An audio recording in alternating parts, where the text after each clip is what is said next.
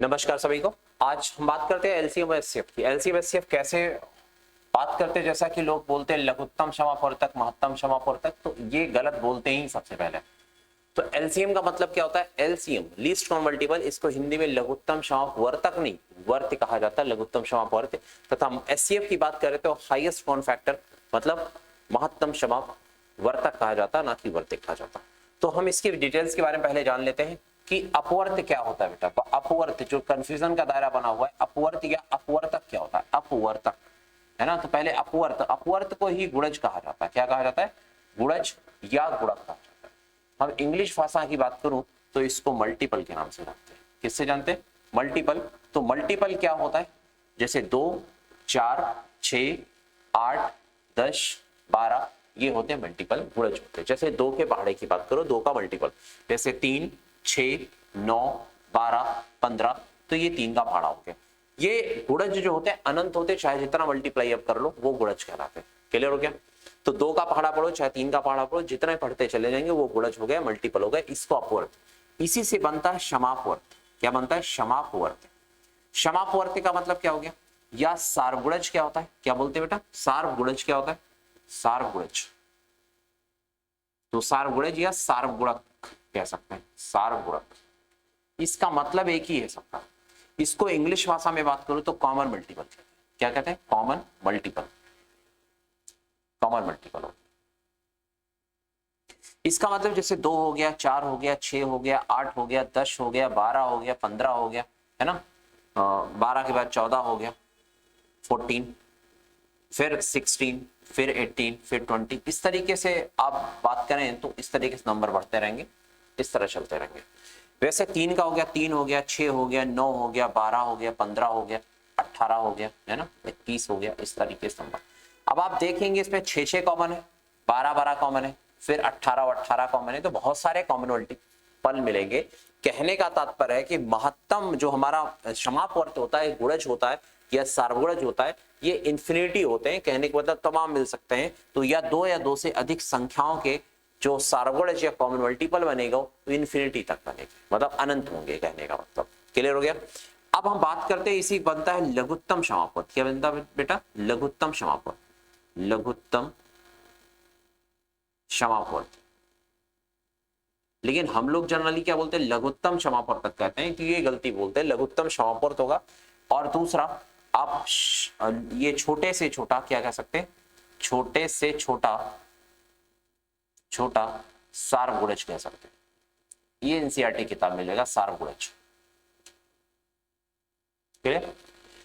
जैसे नंबर ले लेता हूं, 2, 4, 6, 8, 10, 12, ऐसे 14 आगे तक ऐसे। दूसरा 3, 6, 9, 12, 15 आगे इस तरीके से। तो जो सबसे छोटा पहले बार कॉमन आएगा, सबसे पहला कॉमन मल्टीपल आएगा, ये वाला 6 वाला, 12 भी आएगा, 18 है, लेकिन जो सबसे पहला होता है इसी का नाम ही एलसीएम है। यही है लीस्ट कॉमन मल्टीपल। इसी को लघुत्तम समापवर्त या छोटे से छोटा सार्वगुणज कहा जाता है। तो आपने देखा होगा एनसीईआरटी में लीस्ट कॉमन मल्टीपल के नाम से छोटे से छोटा सार्वगुणज, और बाकी एससीईआरटी में लघुत्तम समापवर्त के नाम से, ना कि लघुत्तम समापवर्तक। जैसा कि आपने देखा होगा इसके पहले बहुत सारे लगभग बोलते हैं लोग, है ना, जो परसेंटेज आपको बोलने को होगा लगभग लघुत्तम समापवर्तक के नाम से जानते। तो लघुत्तम समापवर्तक नहीं, लघुत्तम समापवर्त होता है, शब्दों में मिस्टेक है। वर्तक बहुत बड़ा चेंज है। वर्तक क्या होता है मैं उसके बारे में बताता हूँ। यहाँ पे आ जाओ, इधर हम बताते हैं अपवर्तक होता क्या। अपवर्तक, अपवर्तक या इसको बोलते हैं गुणनखंड। क्या कहते हैं? गुणनखंड। अपवर्तक या गुणनखंड, इसको भाजक के नाम से भी जाना जाता है। तो इसको डिवाइजर कहूं, क्या कहूं? डिवाइजर, या हम इसको फैक्टर कहूं। तो फैक्टर और डिवाइजर की बात करूं तो एक ही चीज होती है। ठीक, जो फैक्टर होता है वही गुणनखंड होता है, जो गुणनखंड होता है वही भाजक कहलाता है। ठीक, जैसे हम बात करते हैं 12 की, तो 12 को 1 विभाजित करेगा, 2 करेगा, 3 करेगा, 4 करेगा, 6 करेगा और 12। इतनी 6 संख्याएं जो इनको है, इनको विभाजित करेंगे, किसको? 12 को विभाजित करेंगे।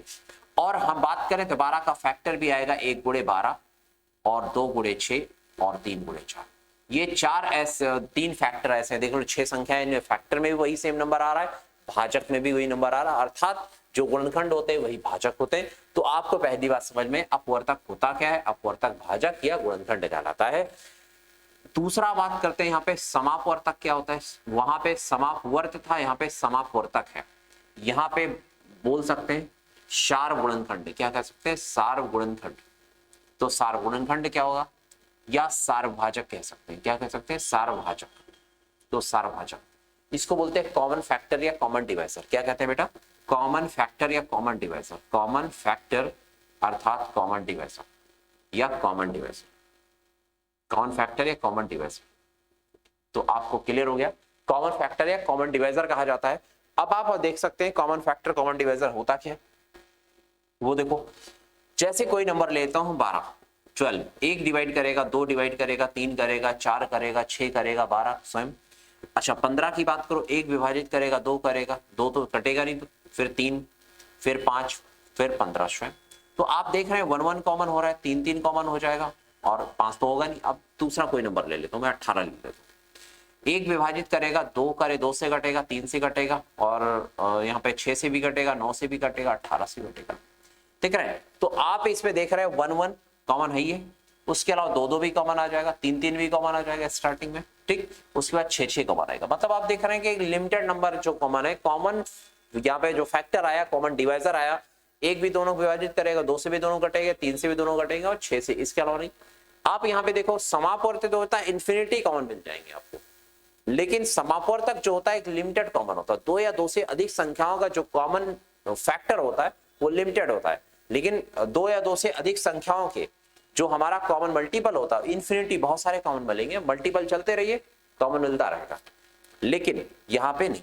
तो आप समझ गए होंगे कि समापवर्तक क्या होता है। अब इसी से बनेगा महत्तम समापवर्तक, महत्तम समापवर्तक, महत्तम समापवर्तक, महत्तम समापवर्तक, ना कि समापवर्त। समापवर्त यहां पे लगेगा एलसीएम में, वर्तक लगता है एचसीएफ में। और दूसरा बड़े से बड़ा, बड़े से बड़ा, बड़े से बड़ा सार्वगुणनखंड, सार्वगुणनखंड, गुणनखंड या सार्वभाजक के नाम से भी जाना जाता है। अब इसको देखो 12 और 18 में आप देखो, 1 विभाजित करेगा, 2 करेगा, 3 करेगा, 4 करेगा, 6 करेगा, 12 विभाजित करेगा और 1 विभाजित करेगा, 2 से कटेगा भी भाई, 3 से भी कटेगा, 6 से भी कटेगा, 9 से भी कटेगा, 18 से। तो आप देखो बड़े से बड़ा सार्वगुणनखंड या महत्तम मतलब मैक्सिमम वाला सबसे बड़ा डिवाइजर कौन सा है, 6 है। ये जो सबसे बड़ा डिवाइजर है यही आपका एचसीएफ है। इसी को हाईएस्ट कॉमन फैक्टर कहते हैं या इसी को ग्रेटेस्ट कॉमन फैक्टर कहते हैं, इसी को हाई है ना, इसी को हाईएस्ट कॉमन डिवाइजर कहते हैं या इसी को हाईएस्ट कॉमन फैक्टर कहते हैं, डिवाइजर। मतलब इसका नाम जो हो जाएगा एचसीएफ के नाम से भी जाना जाता है, जीसीडी के नाम से भी जाना जाता है, एचसीडी के नाम से भी जाना जाता है और यहां से जीसीएफ के नाम से भी जाना। मतलब इतने नाम होते हैं एचसीएफ के।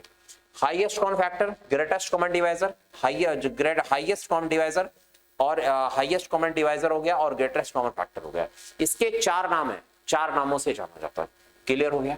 आशा है कि आपको ये बातें समझ में आ गई होंगी। तो आज की बात समझ में आएगी। एलसीएम एचसीएफ में जो लोग गलती करते हैं कि एचसीएफ क्या होता है, एलसीएम क्या होता है, तो उसमें आपको एकदम क्लियरिटी हो गई एलसीएम एचसीएफ के बारे में कि एलसीएम एचसीएफ होता क्या है।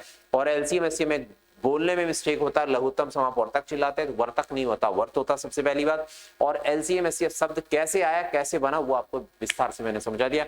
आशा है कि आपको आज की क्लास बेहतर लगी। अब इसके बाद सेकंड वाली क्लास जो होगी उसके बारे में बताऊंगा, रेशियो एलसीएम एचसीएफ निकलता है कैसे निकालते हैं। थैंक यू सो मच, फिर मिलते हैं अगली वीडियो में। थैंक यू, धन्यवाद।